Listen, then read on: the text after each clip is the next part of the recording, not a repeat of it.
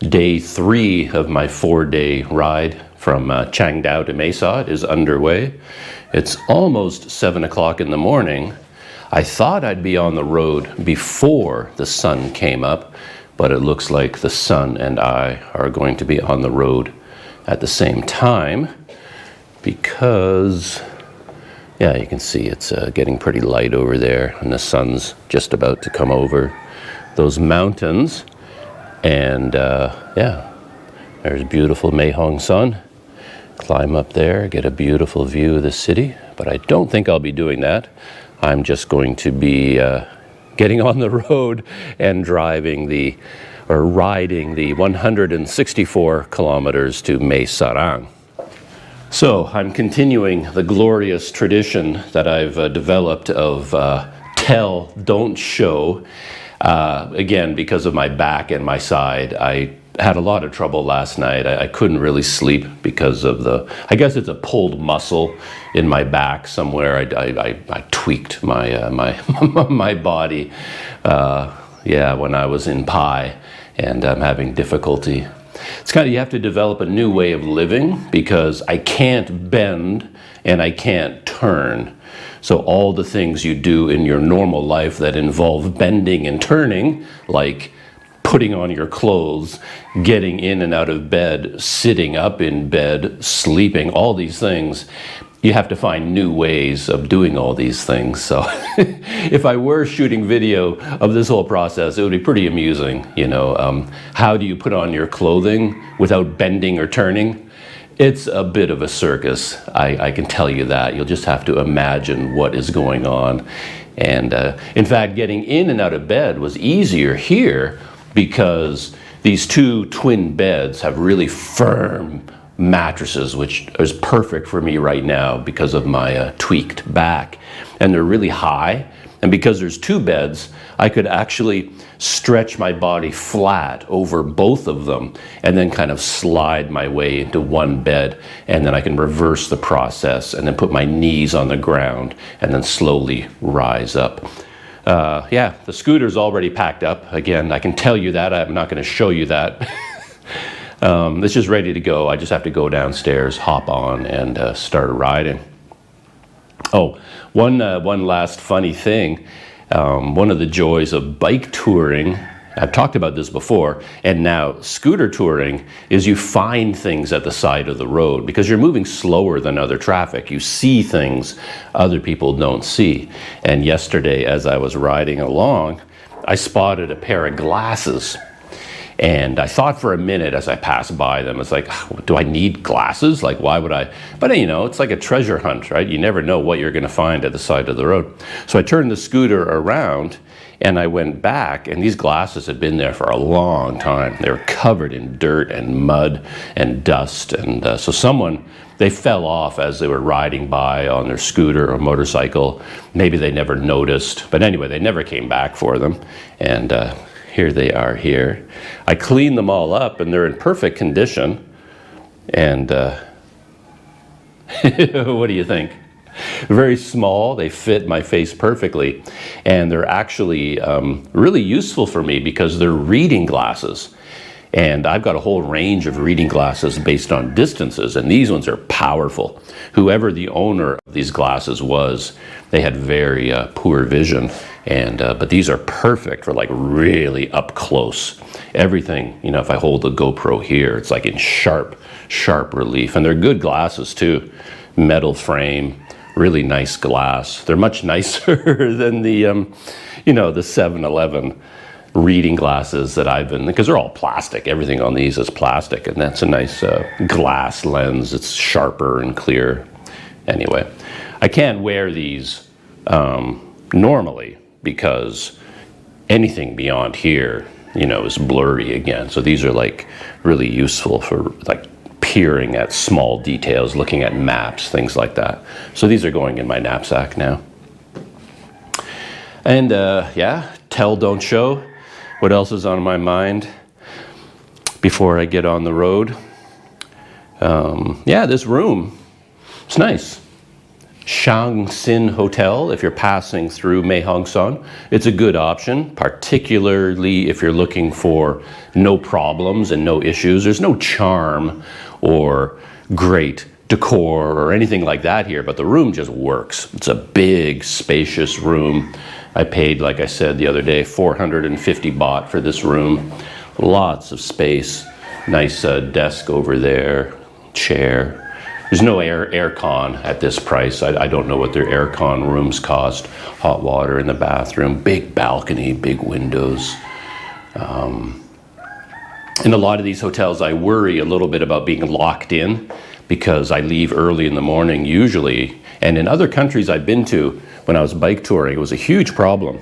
I kept getting locked in. They were so security conscious that the hotels would put chains on their doors overnight and put padlocks on them, you know, against every fire regulation in the universe, but this is what they would do. And then I would get all packed up, ready to go. I'm excited about the day, and I go marching out of my room, and I have to turn into Houdini because I can't get out of the hotel. They've locked me in. And then even if you get out of the hotel, there will be a wall around the hotel and then a big gate, and they'll have locked up the gate too, so I can't get my bike outside. And more than once I've ended up climbing over walls, climbing out windows, and then lifting my bike over the wall, you know, just to get, because there won't be anybody there either to unlock the place.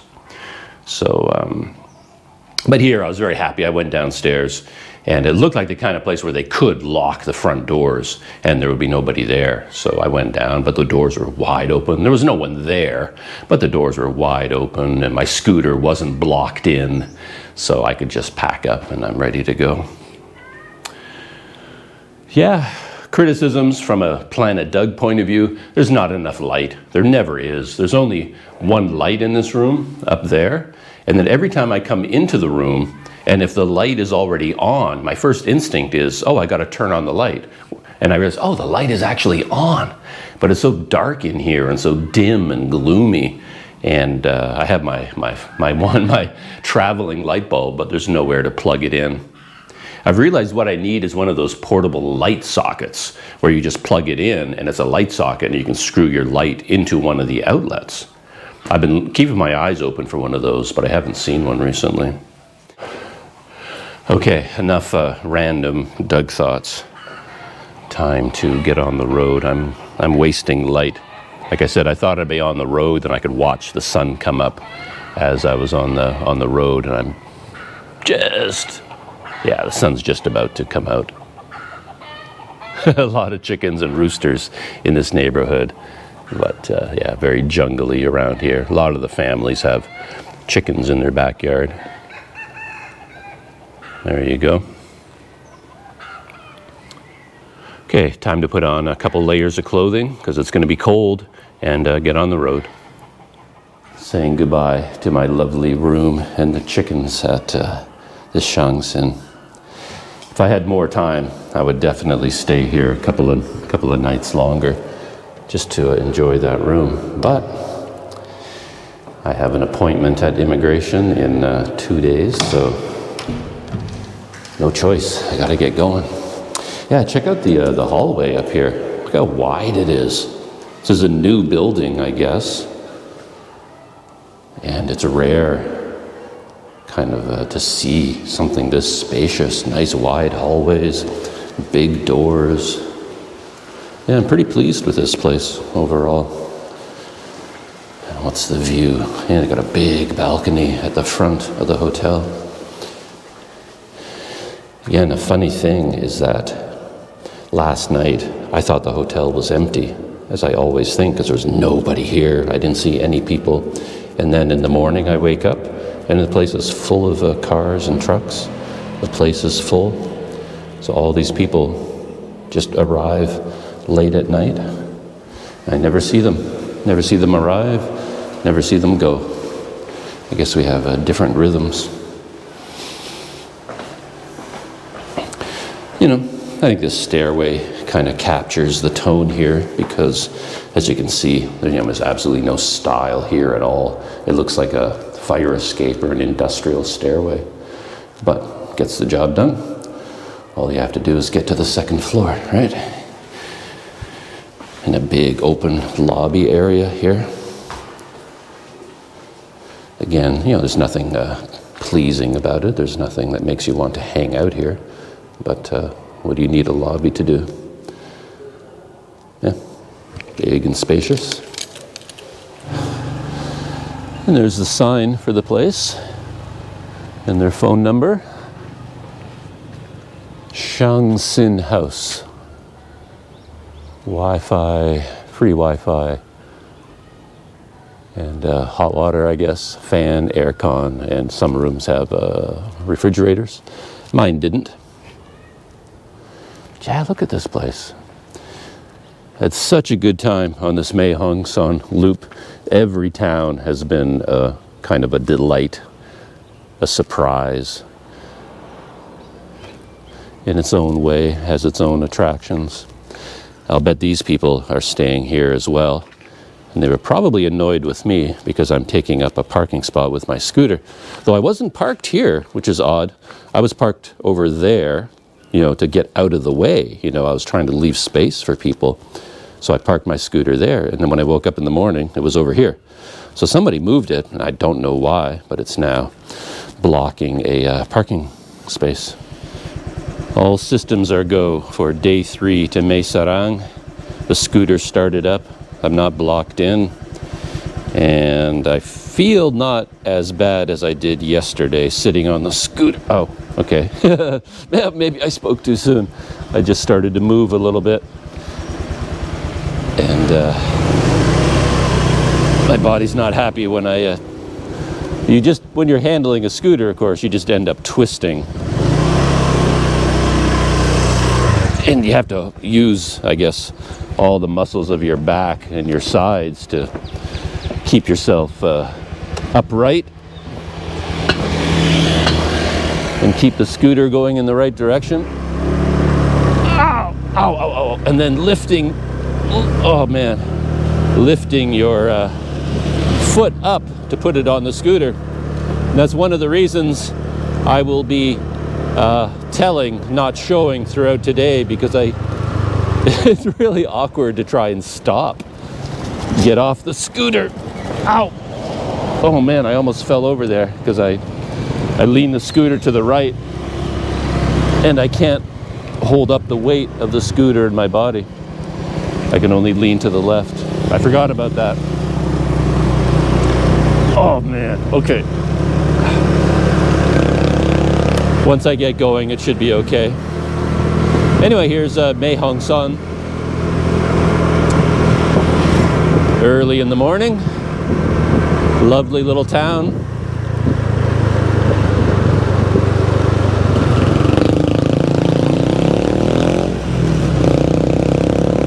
Very cold air, very wet air. I can feel it. There's going to be a lot of condensation all over me and all over the scooter.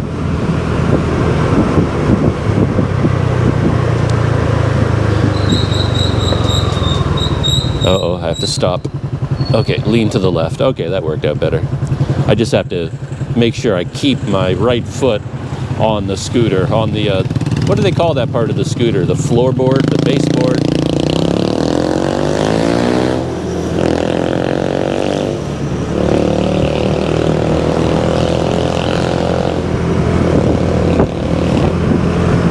It's kind of a shame to leave Mae Hong Son without a final view from up high.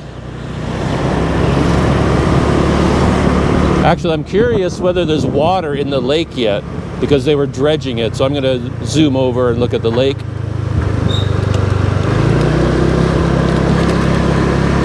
They drained the lake and they were dredging it, and I wonder whether they've gotten around to filling it up.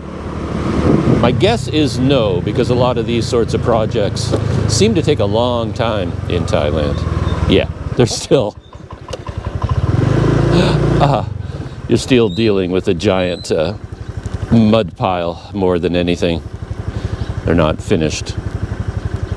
The odd thing in Thailand in general, too, is I see so many construction projects, and they always seem to be begun. Somebody has started doing something, And then right in the middle of the job, everybody just picks up and leaves. And then it just sits there for weeks and months, it seems like. Renovations on buildings and temples and... Ow, ow, ow, ow, ow. Okay. Maybe this wasn't a good idea.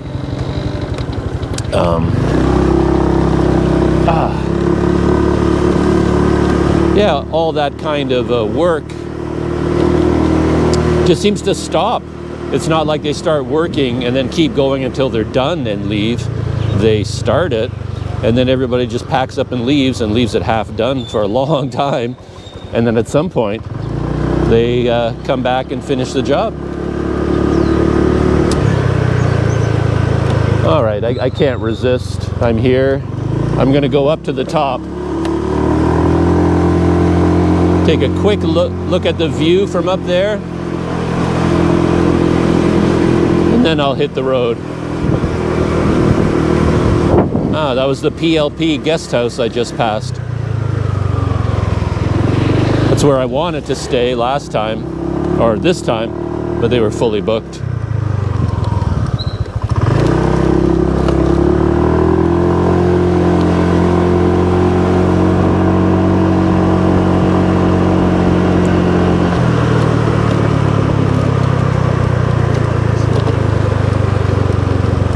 And this is the road heading up to the temple above the hill.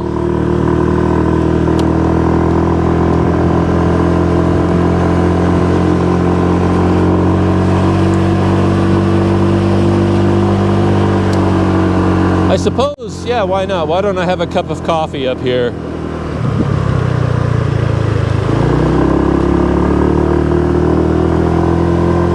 Yeah, let's do that. I can get the sunrise from up here instead of on the road. Whoa, black cat there sitting at the side. Very cool. I watch a lot of YouTube videos, of course, and I often stumble across the animal rescue ones. They're always very appalling and heartwarming at the same time. But yeah, I hear all the time this story that black cats have the hardest time getting adopted, like out of animal shelters. And I don't know, I've never quite understood that. I love black cats. They're just gorgeous.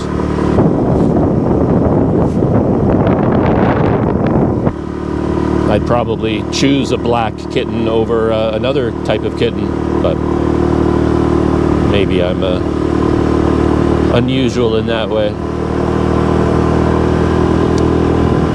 So this is the Doi Kongmu Pagoda.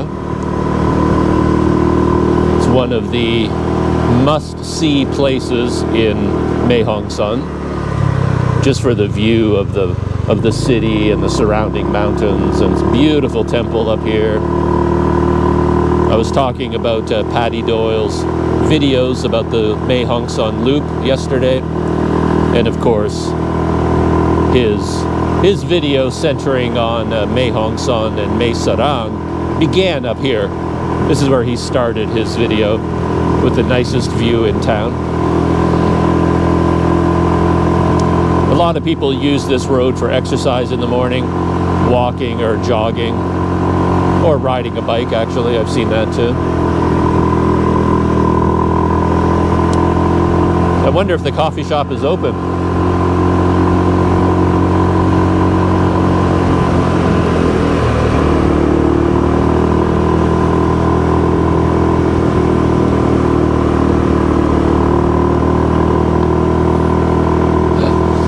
Yeah, that jogger came out of nowhere around that blind curve.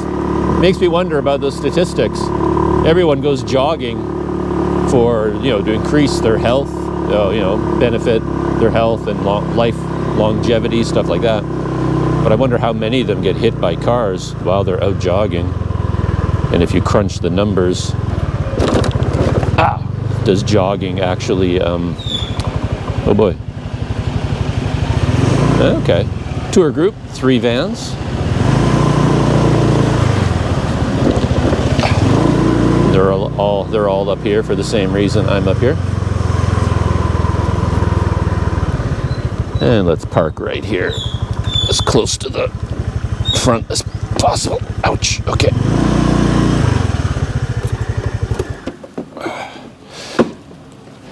I just realized I had my microphone outside my jacket the whole time I was riding my scooter, babbling away. So probably all you heard, if you heard anything at all, was a wind noise. Yeah, when you're shooting video, there's just too many things to think about. And it's so easy to make a technical mistake. We'll see. Maybe I wasn't riding so fast that there was wind noise. Yeah, more tour groups arriving. Two more vans.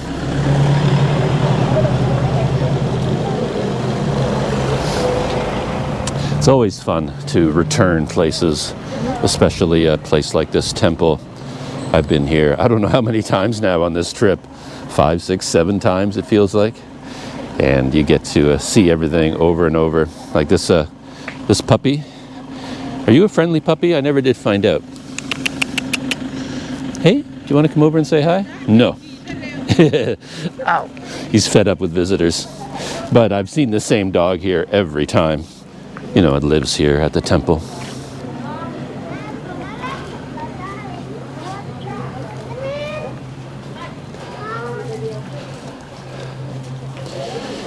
This one looks to be a bit friendlier. Probably always wants food though. I always feel bad when I just pet them. And they would probably prefer food. But no, this one seems well fed. I think the monks take care of these dogs quite well. Hey? And they just want some love from random visitors. Hey? All right. Good dog.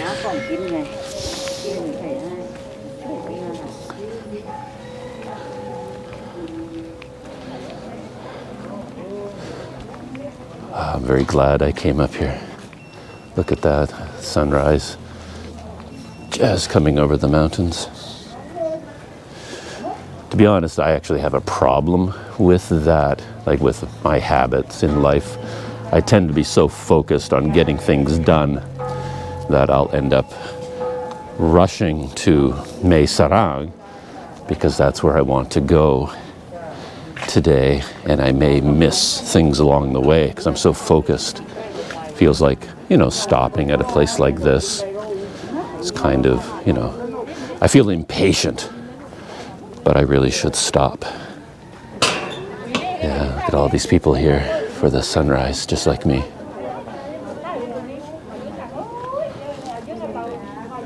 Everybody's got their cameras set up on tripods. Perfect timing. The sun is just coming out from behind the hills. Sad to leave northern Thailand. I really am. Look at that. And I don't know if my hard-working GoPro can do justice to the scene. But looking in that direction, you can see the clouds and the fog collecting in the valleys. It's quite beautiful right now. So I'm at the coffee shop now. I love this place because they open so early. It's just after 7 in the morning. And yeah, they're open. I mean, why wouldn't they be? So many people come up here at this time and everybody's looking for coffee or tea. And they have such, yeah, I showed this place before in a couple of different videos, but they have this beautiful seating area out here. And they give you a view all the way around, basically. You can see in that direction down towards Mae Sariang, where I'm going, and off to the east, where I guess Pai would be, in a straight line almost, kind of in that direction. Yeah, to get a view in every direction, and you get a nice view over Mae Hong Son. The rising sun over there. And then from here, yeah, you can look back towards the temple as well. I mean, as far as the coffee shop goes, they have it all. They really do. And they make a good cup of coffee. And yeah, there's my hot latte. And they serve it with a nice cup of tea. My coffee is done. I had a great experience there. There was a Thai man sitting in the corner. And he just sort of, I don't know, certain people have that look to them, that they're open to an encounter, you know, a conversation, a chat. And there's something about him. He just seemed to be giving out the vibe of, yeah, you know, talk with me. So I started up a conversation with him, and he spoke a little bit of English. Didn't learn a lot about him, just some intriguing facts that he has a house in Chiang Mai, a house in Bangkok, and he's living here in Mae Hong Son for the last year and a half. So there's some sort of an interesting story there. And while I was chatting with him, all these people kept coming up to him, like one man, then a second man, then a third man. And every time the man walked up to him, he reached into his pocket and handed him 100 baht. And then the guy went away, and another guy came and he gave him 100 baht, and he went away. So I eventually asked him, I just sort of said, hey, you're you know, giving money to all these people that come up to you. Like, what's the story there? And he says, oh, those are all of my younger brothers. And in Thailand, he said, we have the custom where the elder brother has to take care of his younger brothers. So these are all his brothers coming up to him, and he would give each of them 100 baht to go get, you know, a cup of coffee or, you know, whatever it is they want to do up here. So that was very nice. And then a guy from the UK showed up, and he joined us. We had a little trio conversation going.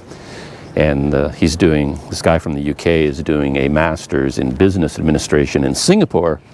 And he came up to Thailand and was staying on one of the islands down south. He was on Phuket, I think, for a while. And then he decided to come up here, and he's been doing the whole, you know, Mae Hong Son loop, the whole northern Thailand experience on a rented scooter. So we were, you know, exchanging stories about that.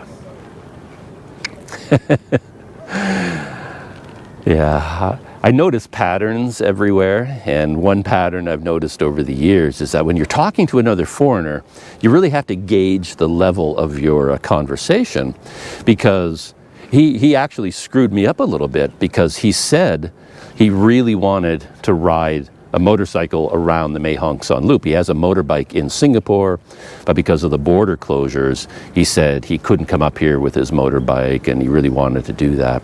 So I made the conclusion that he had done none of the Mae Hong Son loop on, you know, any kind of a motorcycle or anything like that. So I'm talking to him, telling him about all these things, and say, oh, you know, you don't have to bring your own big motorbike. You can, you know, I'm going around on a little scooter that I rented. That works fine. And I'm telling him all these things. And he was talking about going to Mae Sariang and going to this other place. And I, you know, said to him something about, yeah, if you're in Mae Sariang, very nearby is Doi Intanon, and that's worth visiting. And I'm telling him all about Doi Intanon and how you can go there. So I'm telling him all these things about everything to do with the north, and how you should go here and you should go there and you should do that. And then, and then he finally kind of starts dropping hints, and he's like, I've done all those things. He is going all the way around the north by scooter that he rented, I think, in Chiang Mai. So he's been to Pai, he's been to Ban Rak Thai. Years ago, he was already at Doi Intanon. He's been here, he's done all these things. So here I am telling him at length about all these things he should do and how he should do them and how great this is. And then he finally says, listen, you know, dude, I've done all those things already. But anyway, I misunderstood his whole story. And yeah, he didn't need me to tell him about Doi Intanon because he's already been there. He didn't need me to tell him about Pai because he just came from Pai on his rented scooter. Anyway, that was pretty funny. Beautiful view still. But I have to start moving if I'm going to get to Mae Sariang. Time to say goodbye to this view.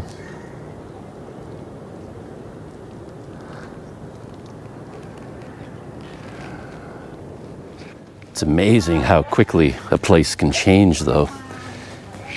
Because when I first arrived, you probably noticed, you know, there are dozens of people all through here taking pictures and, you know, doing the tourist thing. Right now, there's nobody here at all. And it's just the difference of a few minutes, you know. Once the sunrise is over, all the tour groups are gone. They've gone on to their next site. And I showed a lot of this in my previous video, but since I'm walking by, I'll just point it out again. They have all these traditions here at this temple where you can write your name or a message on these long banners that they unroll as they get filled up, and then you make a donation, and you gain merit or good luck or good fortune by doing that. And there's a tradition here where you can buy large cups of coins, and I guess you spread one into each one of these, I'm guessing, to gain merit. And here you can pay for one of these boats. You pay for a candle and you light the candle, and then it goes around this little artificial river until the candle burns down. Looks like two of the boats got stuck here. They're not going around anymore. But I'm sure they'll break free eventually. And one of the more, here's all the boats ready to go. Looks like 99 baht. And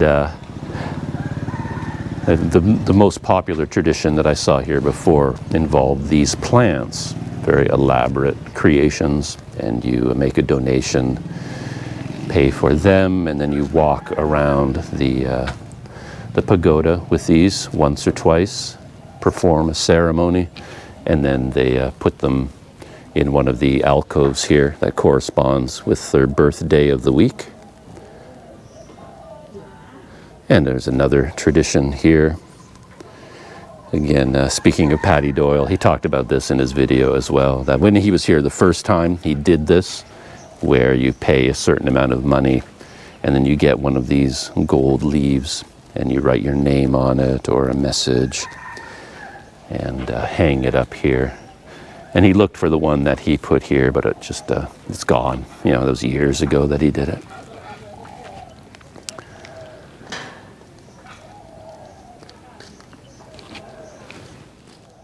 But since I'm spending the next 2 days almost entirely on the road, 164 kilometers to Mae Sariang and 233 kilometers to Mae Sot, and I need nothing to go wrong because I need to go to immigration on Monday, I could do with a little bit of good fortune myself.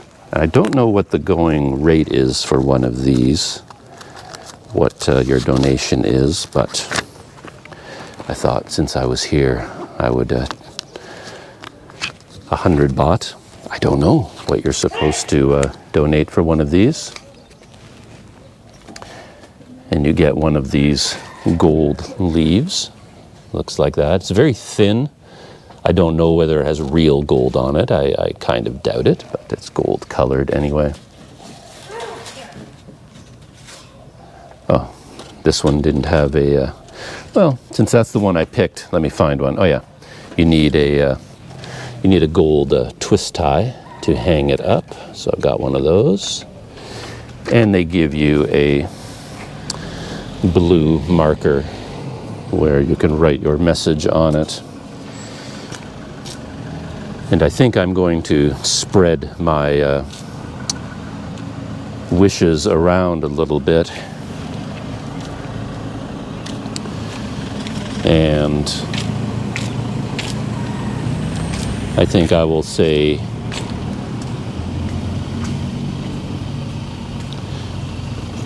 good fortune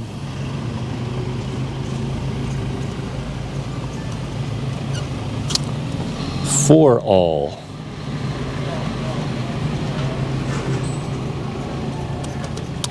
In 2022. So I think we all need a bit of good fortune for the year 2022. So there's my message in my terrible handwriting.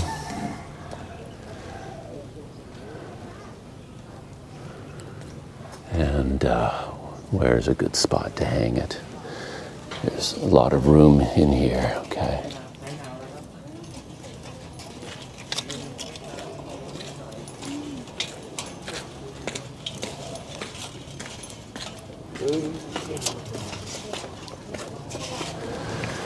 And there we are.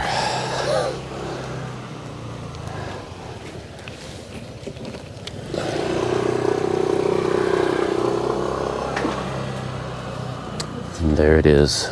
Good fortune for all, 2022. For all of you and everyone around the world, I hope. We all need it.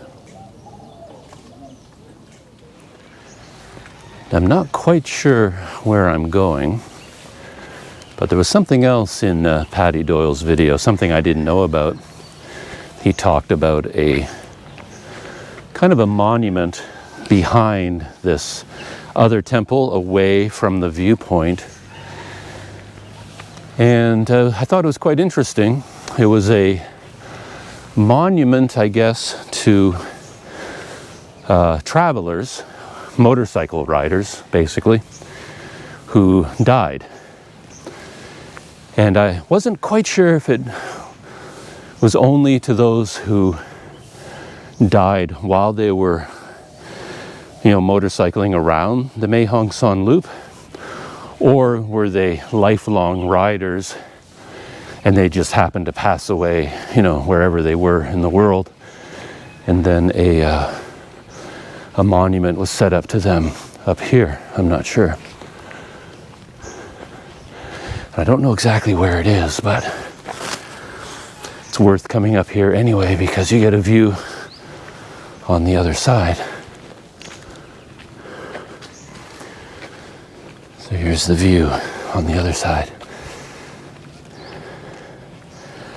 So this would be more of the sunset side where I just was sunrise. And looking out in this direction, you get more of the sunset. And there's actually a little coffee shop down there that is known as the Sunset Viewing Coffee Shop. I didn't see the view in this direction for sunset. I came up here for sunset, but I was on the other side as well during sunset. So it's actually very, very beautiful at sunset over there as well. So it doesn't really matter whether you come up here sunrise or sunset.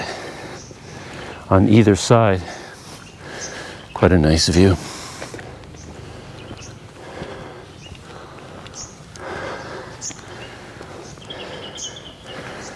And I have to say, one of the great pleasures of this trip for me has been my brief interactions with other, for want of a better word, other travelers.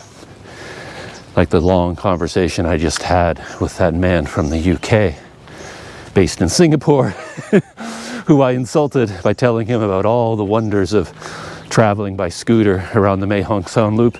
And it turns out he's already done it multiple times and is far more experienced than I am up here in northern Thailand. But yeah, just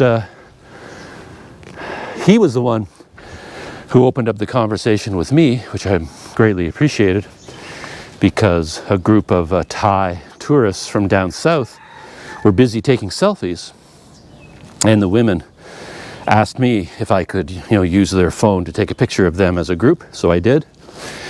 And then the women wanted to take a picture with me, which doesn't happen that often in Thailand, so that was kind of fun. I posed for a picture with all these Thai tourists from those vans that we saw earlier.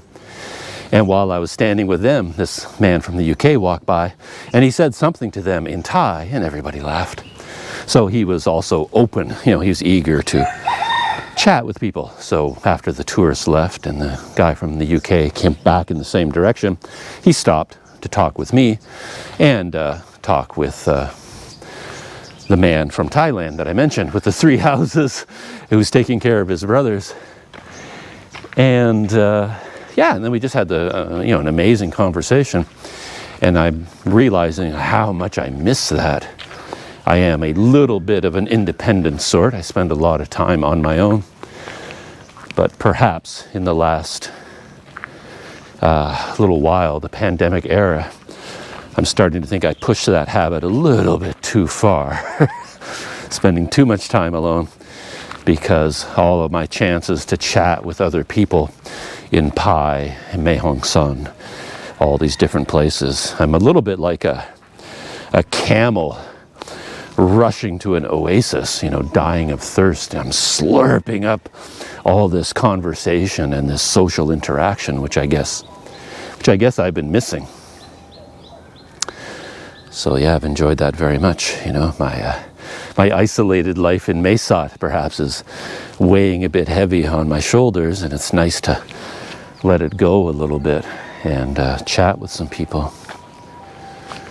So I've been looking around for this monument. Oh, I'm standing right in front of it. Look at that. So here it is. I recognize it from Patty Doyle's video.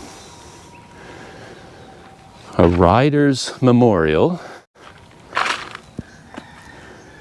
for those who loved life on two wheels. And I guess perhaps it was, I'll have to figure this out, Alexandros James Christodoulou, 1985 to 2021. And that's the only name on this pillar so far. Oh, one on the back. Evan Willis Jones, 1950 to 2020. And then on the main monument, Simon Grant, Tom Ford, John Olson, Crazy John. There's a space for a lot more names here. It kind of surprises me that there aren't more names, to be honest. John Hamilton, Tropical John, David Eugene Carroll, who's Big Dave, Stephen George Prince, Princey, and three more on this side. Dan White, Tom Wignall, and John A. Schottenheimer.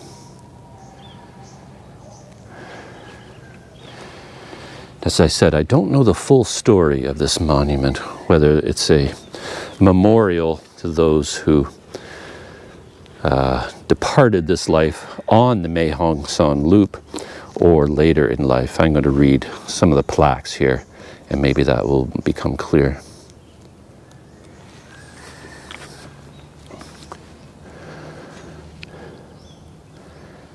This GT Rider Memorial is to honor our departed riding mates who lived in Thailand and rode their bikes on the Mae Hong Son loop. The memorial was officially inaugurated on the 6th of November 2016 on the occasion of the 8th annual GTR Mae Hong Son Memorial Ride, with the original ride being held on the 26th to 27th of November 2009. A GTR Memorial Ride is now held every November, usually on the first or second weekend of November. For more info, please see www.gt-rider.com. So,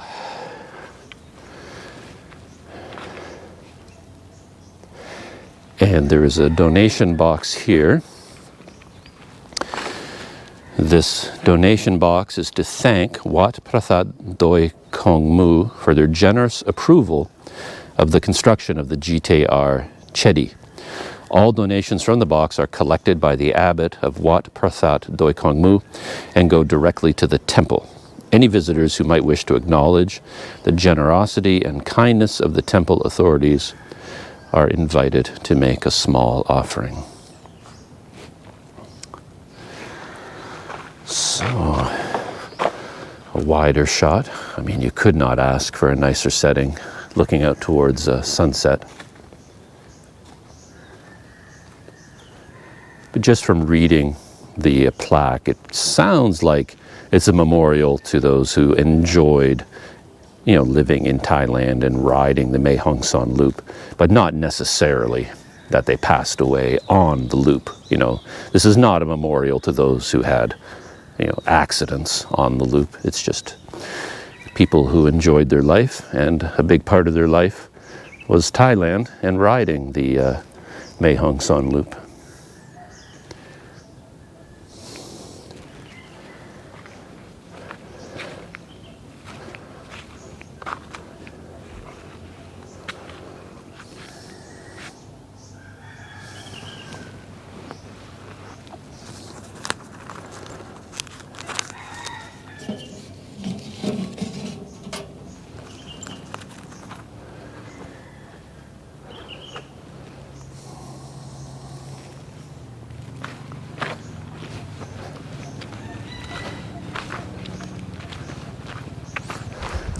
I actually don't have any clue what GTR stands for.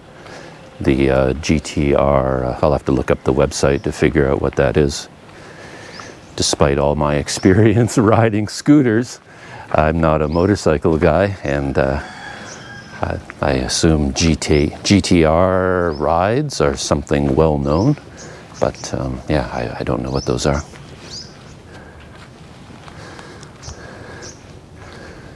So this is the temple, and if you're looking for the rider memorial, it's behind this temple, way up on the hill towards the back. Interestingly, they have Burmese script on this monument here at the temple.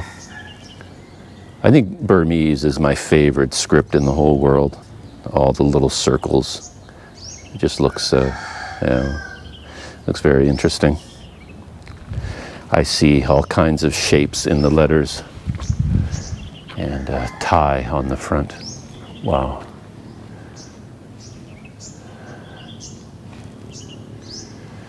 And a collection of figures in a boat. Let's move around to where the sun catches it. I'm sure that's from a story, a Buddhist story, but I don't know what it is.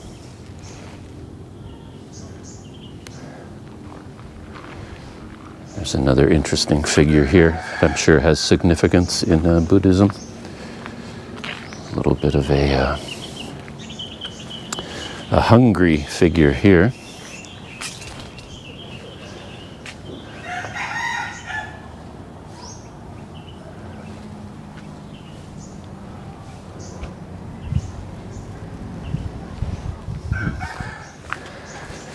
My hope was to see the sunrise from the road, but I think stopping here was a good idea. I did see my sunrise, but in a much more dramatic setting.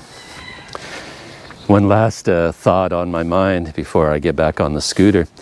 The man that I was talking to from the UK, he mentioned that on his travels, he also had the idea to shoot a video. So he bought a GoPro. He said he has a GoPro and he was shooting video. But he was defeated, he said, because of the amount of time it takes to edit. He said it just took such a vast amount of time that he just gave up on it.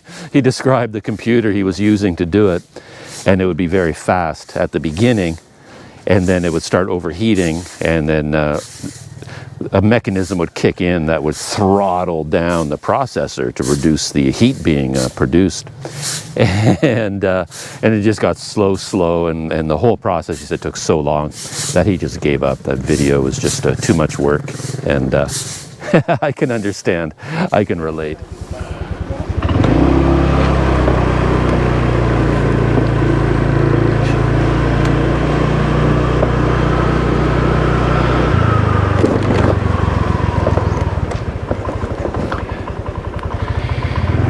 And I'm finally on the road, though, to be honest, considering I was up pretty early, even with this long stop at the temple. Still pretty early for leaving. It's about 8:30 in the morning now. And perhaps this will be the true beginning of the new tell, don't show tradition, because I don't think I'll be doing much filming between here and Mae Sariang. It's going to be a beautiful mountain ride, but perhaps the enjoyment will be for my eyes and not for the GoPro. We'll see what happens, and I'll check in again when I arrive in Mae Sariang and end the day with my new hotel. 4 days, 4 new hotels on the way back to Mae Sot.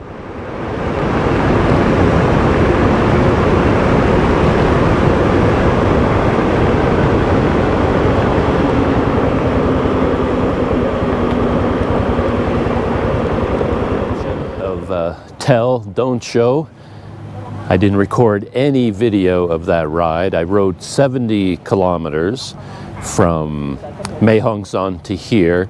This is the PTT gas station in the town of Khun Yuam. So 70 kilometers to get here, and then another 94 kilometers to go to get to Mae Sariang, my destination for the day. And man, to tell you about the ride to here, this stretch of the highway, it doesn't have the same grand, dramatic setting of, say, between Pai and Mae Hong Son, but it's still really beautiful, and the road is so much fun to ride. Oh, it was extraordinary. It was like a gallon of pure, concentrated joy. Someone handed it to me, and I just chugged the whole thing down. It was so much fun to ride. Yeah, I really enjoyed that. Yeah, 94 kilometers to go, as I said, to get to Mae Sariang. And looking at the map, there's one section that goes up, or maybe two, up into a mountain range. A lot of squiggly lines, on the highway, and some viewpoints out there. So that should be a really nice ride too. Couldn't ask for better weather. Couldn't ask for better conditions. Just, yeah. Pure concentrated joy all around for this ride to Mae Sariang. I had one kind of Planet Doug thought as I was going along this highway, and that is how, as you ride around Thailand, I guess you become more and more accustomed to the signage and the patterns for how the signs work here. Because one thing I've noticed is you're riding along the road, and suddenly you see a sign that says "sharp curve ahead," and you're all ready for the sharp curve. You're slowing down, and then you go around this gentle sweeping curve, and you think, well, that wasn't so bad. I mean, what was so sharp about that?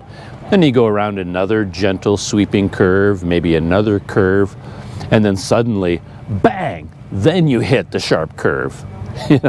Because the sharp curve sign is always several turns before the actual sharp curve.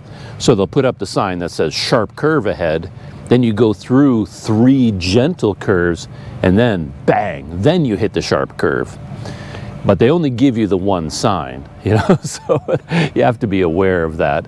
For the longest time I would see, oh, sharp curve ahead, and I get ready for the sharp curve, and then, yeah, there's nothing really sharp about it. So I start picking up speed, going around the gentle curve, and then bang, then you hit the sharp curve. So you have to be aware of that. And it's the same with road signs, I find. I get confused by them all the time.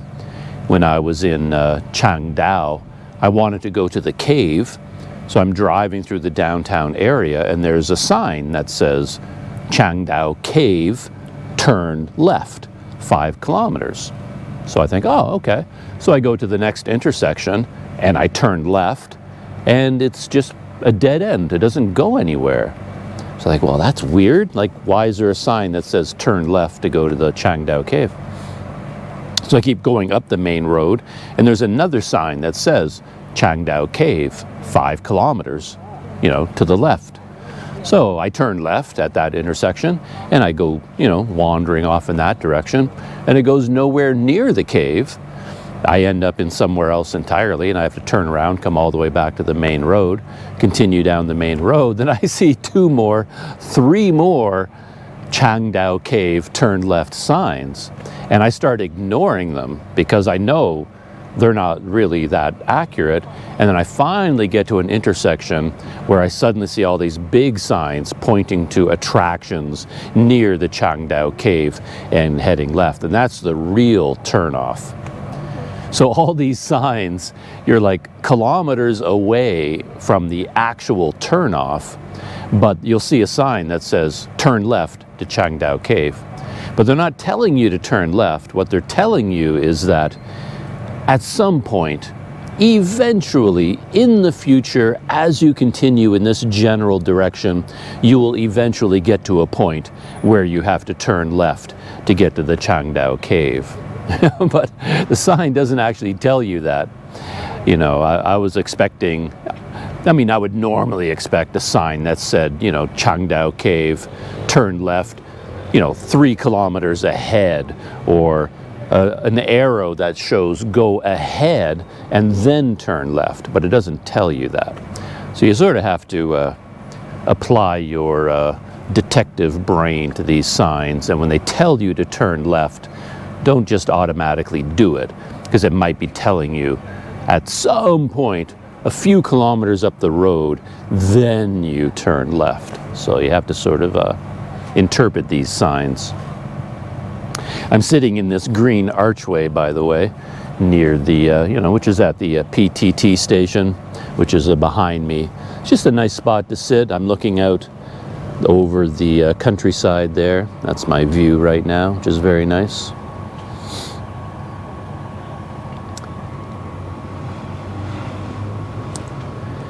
Yeah, it just occurred to me that this road right now between here and Mae Sariang, I've never done it before. So I'm doing the entire loop a second time, but when I came this way the first time, I went from Mae Sariang to Doi Intanon, and then from Doi Intanon to Mae Hong Son. Here, actually, I went from Doi Intanon to here, and then north to Mae Hong Son. I skipped this 94 kilometer section directly north-south between here and Mae Sariang. I never did that stretch of road. So the next 94 kilometers are going to be all brand new to me, which is exciting. I know there is a lot of debate, not debate, but discussion in the world of the Mae Hong Son loop, whether if you're starting in Chiang Mai, which most people do, whether you should go clockwise or counterclockwise around the loop, which is the best way to go. And I think the standard idea is that clockwise is the best way, because you would go from Chiang Mai, you could go to Doi Intanon, to Mae Sariang, then head north to Mae Hong Son, and this is all kind of like beautiful scenery, but kind of a little bit flatter, not quite as dramatic. And then from Mae Hong Son to Pai, and Pai to Chiang Mai, that's when you enter the really spectacular, beautiful section of highway. So you're saving the best for last. And I can see how psychologically that would be the way to go, because if you go counterclockwise, immediately out of Chiang Mai, your first 2 days of riding take you to Pai, and then from Pai to Mae Hong Son, and that's the most beautiful section of the loop. And then from that point, it's all much more gradual inclines and countryside scenery. So you do the best at the beginning, and then everything is less dramatic and less dramatic after that point. And I can see how that might not be the best way to go. If you go clockwise, you're building up to the most beautiful part, and you have that at the very end of your journey. So I can see that. But the Planet Doug approach is better than all of them, and that is do it twice. That is the way to do it. And then it doesn't matter which way you go. I think if you do it twice, then counterclockwise might be the best way to go. So what you would do is start in Chiang Mai, go to Pai, or actually go to Chiang Dao, then to Pai, then Mae Hong Son, then down here to this area, whether you go to Mae Sariang or not. You eventually go to Doi Intanon, and then go up to Doi Intanon, the highest mountain in Thailand, and at that point turn around and do the entire loop a second time, but going clockwise back. So then you get the best of both worlds. Bang, right out of Chiang Mai, you get that spectacular scenery. You spend a few days in Pai, you spend a few days in Chiang Dao, you spend a few days in, what's the name of that town where the cave is located that I didn't stay in this time, where the Lode Cave is. Spend a few nights in, go up to Ban Rak Thai, then down to Mae Hong Son, and then all the way to Doi Intanon. And you've seen everything that the loop has to offer. You've got it all in your mind, in your memory. and then turn around and do it all over again. And now starting in Doi Intanon, you're building back up to Mae Hong Son, to Pai, see all that beautiful scenery. You know what you've got to look forward to. And of course, by now, you know all the things that you missed, the things you've now heard about that you didn't have time to see this time around. And on your return journey, you see it all with fresh eyes. And on my return trip, seeing the northern section between Pai and Mae Hong Son in particular, seeing it a second time, yeah, that was spectacular. So much fun, so much richer to see it a second time. Even with the few days I spent in Pai and Changdao, I forgot just how beautiful the road was that I had already completed. And seeing it a second time really made a big difference. And it's not really a big loop in terms of, you know, kilometers that you cover. So it's not a big deal really to do it twice. If you're going to, you know, make all the effort to come to northern Thailand, rent a scooter, rent a motorbike, get all prepared and do the loop, you know, you're already here, you've already gotten organized, do it 2 times. I think that's the way to go. And then it doesn't really matter which direction you take it in, but I think maybe if you're doing it twice out of Chiang Mai, counterclockwise the first time, and then return in the clockwise direction, ending in Pai, and then from Pai back to Chiang Mai. That would be my recommendation. The Planet Doug way of doing things. Do everything twice, because I never get it right the first time. Just leaving from my pit stop at the PTT station. You gotta love these places, I must say. You get your gas.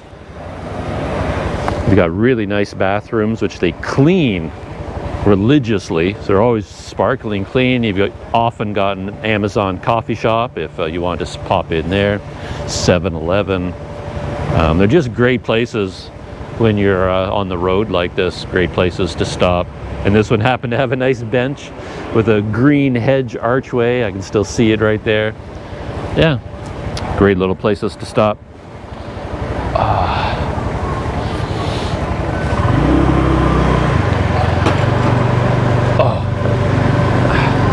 Yeah, my back and my side are actually getting better. I'm not having as much trouble.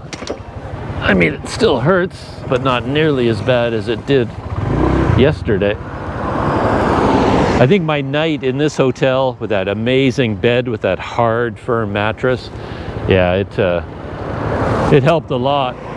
And I was very careful all night long to hardly move at all, just to really give my body a chance to recover.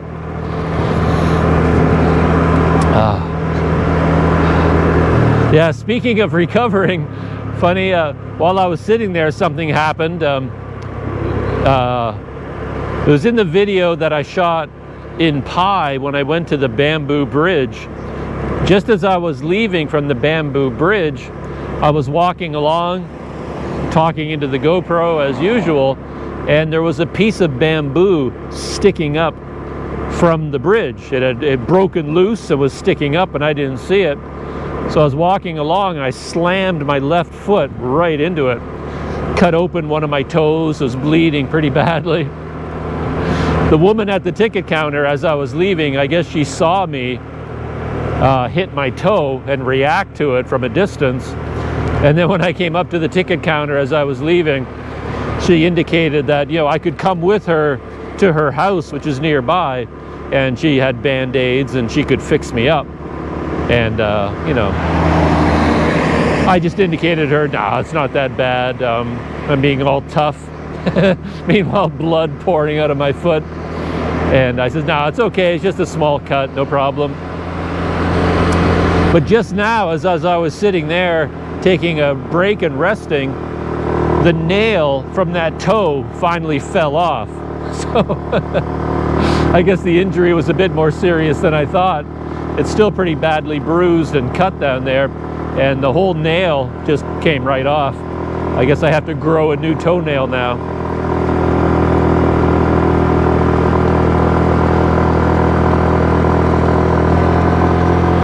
One last Planet Doug thought before I just zoom along to Mae Sariang.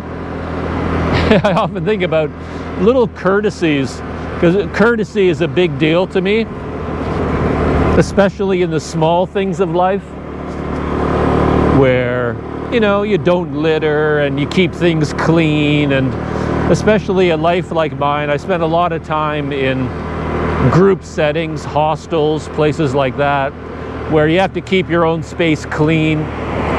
And when you visit these PTT stations and you go into the bathroom, inside each toilet stall, they might have a big water tank.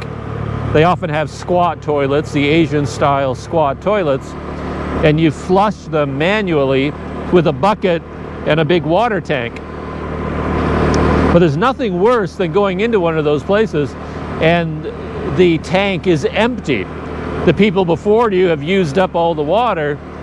So what I always do, and I recommend this to all those in the world that value courtesy, the second you go into one of those bathroom stalls, just turn on the tap and let the tap run the entire time that you're in the bathroom using the facilities, doing whatever it is you're doing in there. And just while you're in there, let the tap run and fill the tank. So that as a courtesy for the next person, when they go in there, the water tank is full, or quite often it's a big garbage can that they fill with water. Whatever the container is, fill it up to the top, leave it nice and full for the next person. But one thing I'm not clear about, though, is that the scoop, the ladle that you use to get the water out of the tank, it's usually floating in the tank. Everybody leaves it floating on the water. But I'm not sure, from a courtesy point of view, is that the best thing? Like, should you just leave it floating on top of the water? Because then usually it tips over and the handle goes into the water. So when you want to grab that ladle, you have to grab it by the wet handle. So what I've started to do is, instead of putting it in the water, I put it on the ledge of the tank, so it's sitting out of the water, and then it'll be nice and dry for the next person who comes in. It's just a thought. I've noticed that nobody does that, though. Like here in Thailand, the ladle is always floating in the water. So maybe there's a reason why it's better that it's floating in the water rather than sitting outside the tank, nice and dry. That I don't know. All right. That's my last Doug thought for this particular pit stop. And it's time to pick up speed and let's go 94 kilometers to Mae Sariang. Maybe I'll check in if there's a nice viewpoint, but we'll see.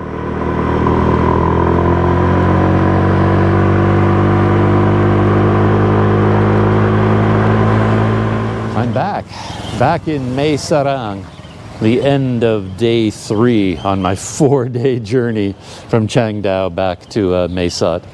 I like this town. I really do. I have a soft spot for Mae Sariang. It's just a very pleasant little place.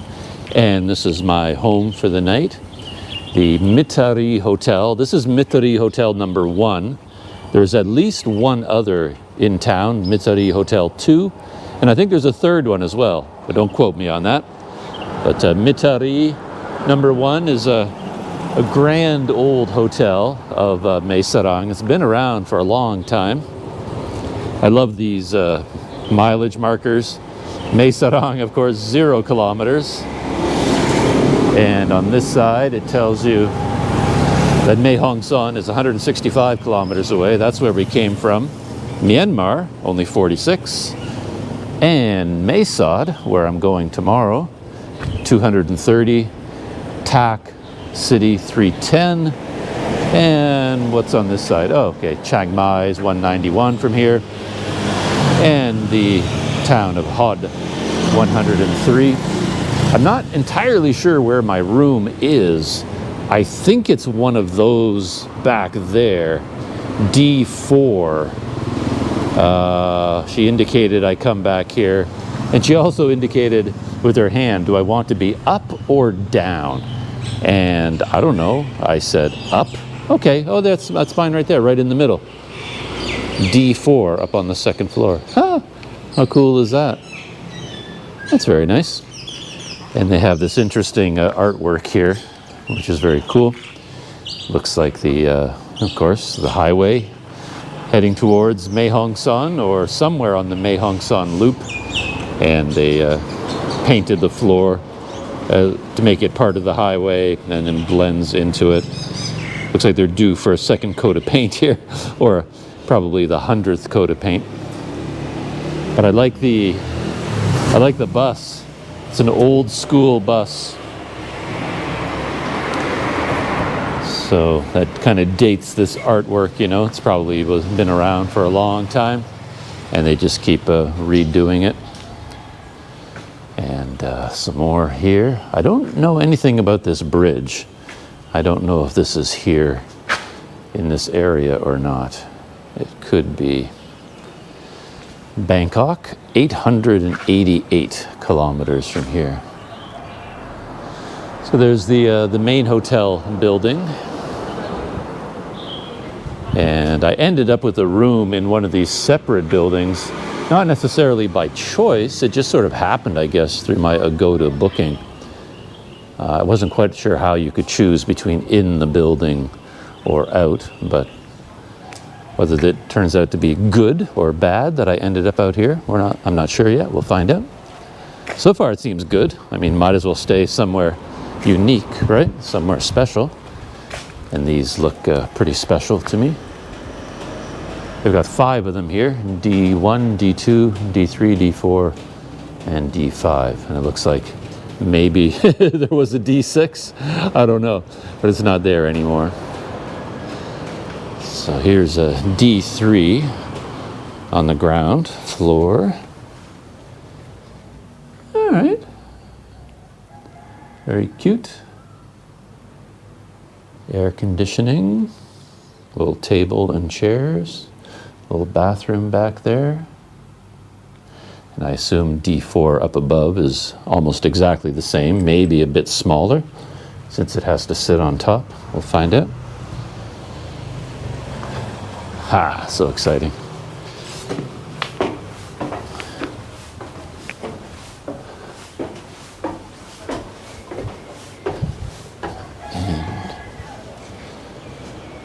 Yeah, look at this. Huh. How cool is that? I'm not sure how new this part is. Like I said, the main building looks like a grand old hotel. Been around for decades, you know, the main building there. I love hotels like that have some age to their bones.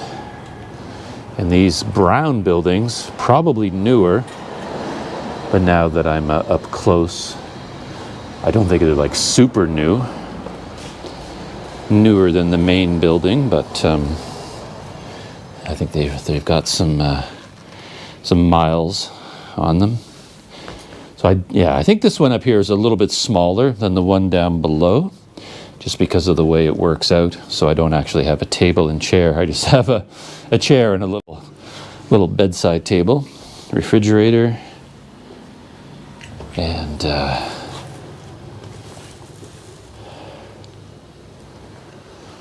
large double bed, or small double bed, I guess. Doesn't look to be queen size or anything like that. Anyway, bathroom. Pretty standard. But I just noticed these. A ladder. Well, why do I have a ladder in my room? Let's take a look up there. Maybe, you know, if a larger group stayed in here, like kids or something, they could actually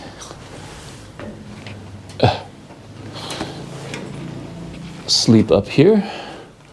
Oh boy. If they did sleep up here with another mattress, they would need the air conditioner. Because just putting my head up here, just at this height, It is roasting up here. I mean, it's like 1,000 degrees. My gosh, is it hot up here. Wow. It's been crazy just going up a short distance. Oh, well, let's close the doors and fire up that air conditioner. This room needs it. Ah, there it is over. Oh, okay. Have to insert key tag here. So let's do that.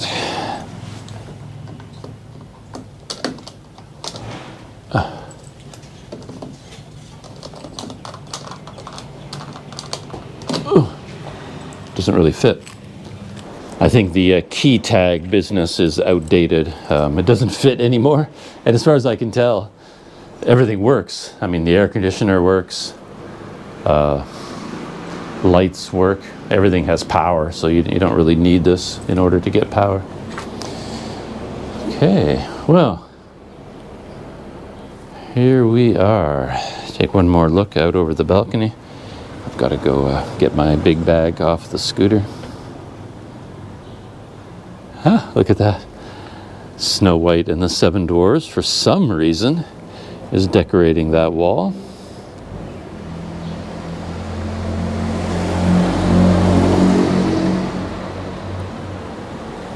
Oh, okay, there are two over there. So, okay, there's D6. I thought there had to be one. So that's D6 up there. It actually is 3 stories high. Huh. That is very interesting. Yeah, I like this place a lot. I like it a lot. Well, I think I'll end this portion of the video of my journey to Mae Sot right here. I haven't gotten my big backpack yet. I'll go get it and I'll unpack afterwards. Yeah, oh, I enjoyed that a lot. That final ride here was amazing too. I had a lot more fun on today's ride than I thought I would, because you do get this general sense when people talk about which way to do the loop, that when you go this way it's not so impressive, so it's better to go this way first and build up to the, you know, the beautiful regions around Pai and Mae Hong Son. And that probably is true. That probably is the better way to go. But for me, riding that highway today, that was glorious. I mean, it was just in the high mountains near between Pai and Mae Hong Son, you've got a lot more hairpin turns. You're riding a lot slower. This, you got a lot of turns, a lot of curves, but it's just stretched out a little bit more. It's like wide, smooth turns, so the driving itself is just a lot of fun. You don't quite have the high mountains and the dramatic scenery that you do get further north, but it's beautiful anyway. And yeah, you're just like, you know, when I was in Gampang Pet, I was talking about the museum there, and I liked the way it was laid out and designed because it made me feel smarter than I actually am. And this ride today made me feel 10 times cooler than I actually am. I felt cool and hip as I was riding, as if I was riding, you know, at least a 550cc, you know, gleaming motorbike and decked out in head to toe in black leather and riding gloves, you know. I just felt like a cool guy out there on the road twisting and turning. You know, I felt much cooler than I actually looked in my, you know, orange dancer jacket perched on my little 125cc scooter. But yeah, that road just makes you feel cool. Makes you feel like you're living a life, you know, it really does. Yeah, it was a lot of fun.